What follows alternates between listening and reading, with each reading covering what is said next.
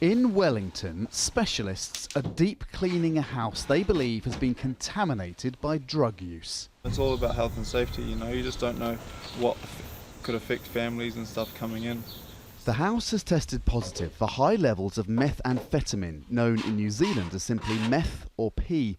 The government's housing department says 1% of the properties it rents to low-income New Zealanders have to be cleaned like this at the end of a tenancy. Areas around window panes and where the walls meet floors and ceilings normally test the highest for chemical contamination. That's because different materials absorb different amounts, and wood, whether painted or varnished, takes in the most. The houses are a symptom of a bigger problem. Meth is a popular drug.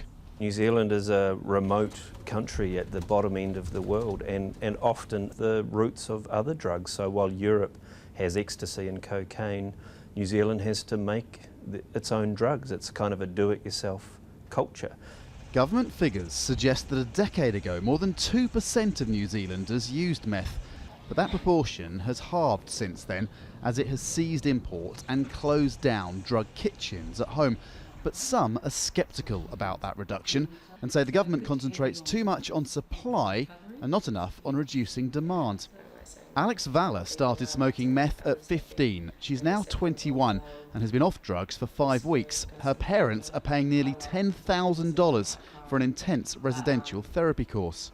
I was lucky I got two good parents, and so they pulled me back and reminded me what life was like in the normal world.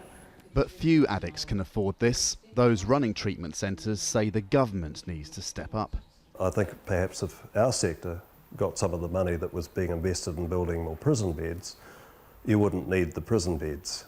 Eugene Ryder agrees. He's a member of the Maori-dominated Black Power gang and runs performance classes for youngsters, anything to keep them from drugs.